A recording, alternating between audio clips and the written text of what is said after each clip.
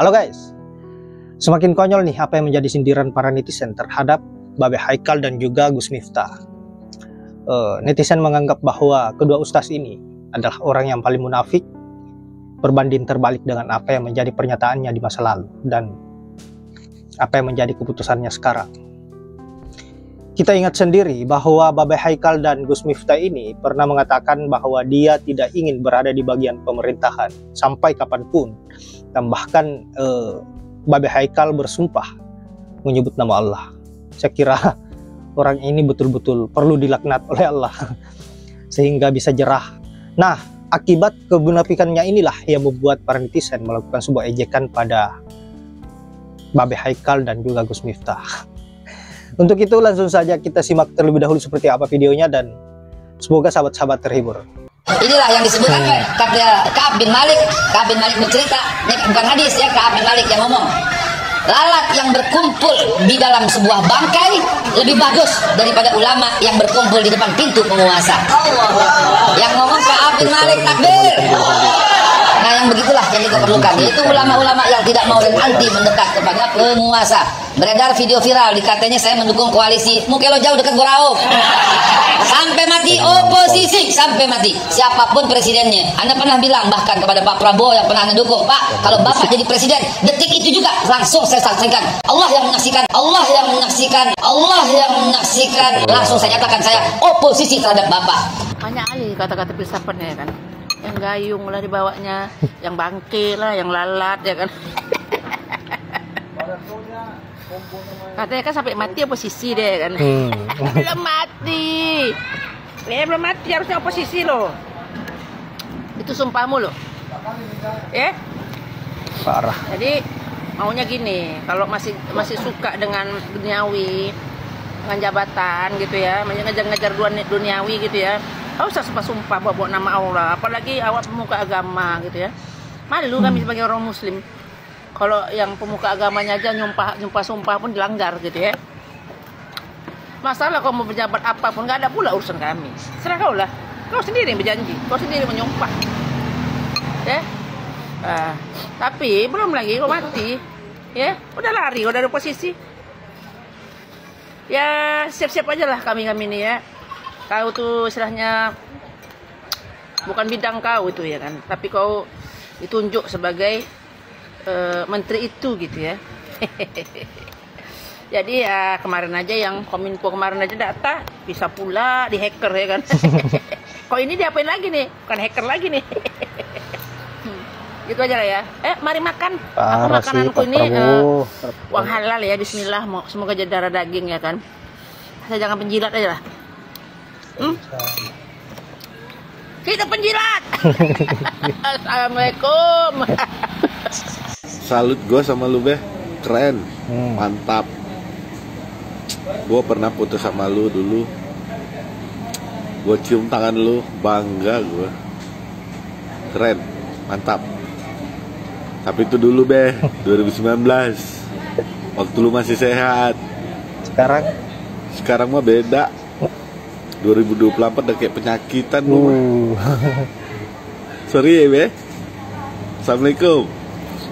Sampai mati oposisi, sampai mati. Siapapun presidennya. Anda pernah bilang bahkan kepada Pak Prabowo yang pernah Anda dukung, Pak, kalau Bapak jadi presiden, detik itu juga langsung saya sampaikan.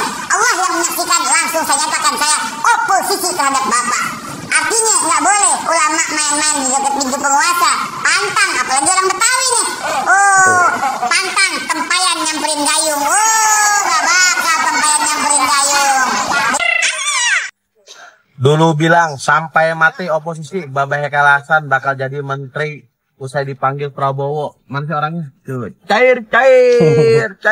Tahu kan tujuannya cair. Asik. Sampai mati oposisi. Ya. Cair, mantap. Kang Kopi, ya elah cair sampai mati oposisi kentut. Gus Mita Tamifa Tatete Bengek itu dulu waktu ceramah, saya tidak suka jabatan, saya tidak suka begini, Saya tidak suka begitu, ya kan? Teriak-teriak, maki-maki orang, maki-maki para pejabat, menghina para pejabat. Katanya korupsi, teteh bengek. Saya tidak akan mau menjadi pejabat karena pejabat semuanya korupsi. Teriak-teriak begitu, ya kan? Seperti anjing menggonggong. Setelah mengaji menggonggong, habis menggonggong, Gus Miftah kan menjilat. Habis menjilat, disitulah dia dikasih tulang. Dapat tulang, sekarang diam. Diam kan? Dikasih tulang, Gus Miftah diam. Beda dengan Jokowi, Prabowo panggil calon menteri sebelum pelantikan presiden. Satu persatu sudah dipanggil, akan diberikan tugas sebagai anggota kabinet Prabowo. Ternyata apa yang saya pikirkan meleset. Aku kira Prabowo akan mengangkat para pembantunya, menteri-menterinya dari orang-orang yang kompeten, orang-orang yang punya ahlinya masing-masing. Ternyata sama juga mengambil orang-orang karena balas budi, karena mereka sudah lebih membantu parah dari Jokowi. memenangkan atau pemenangan Pilpres 2024. Tak jauh berbeda. Tapi apapun, kita harap Prabowo tidak menjalankan pemerintahan yang saat ini seperti mana Jokowi yang menjalankan pemerintahan dengan memelihara buzzer yang mengakibatkan perpecahan dan perbedaan pendapat yang selalu lahir di tengah-tengah masyarakat.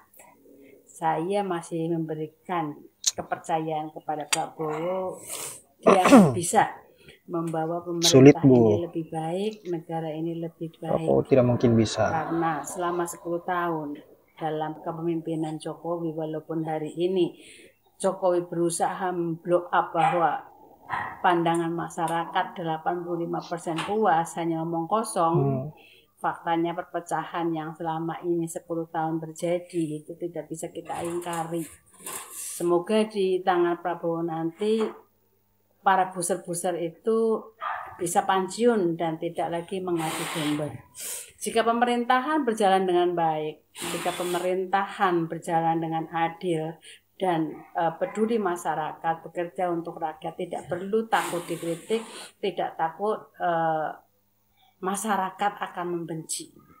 Jadi tidak perlu memelihara buzzer, buang-buang APBN negara, buang-buang uang rakyat, hanya untuk mengadu domba sesama rakyat.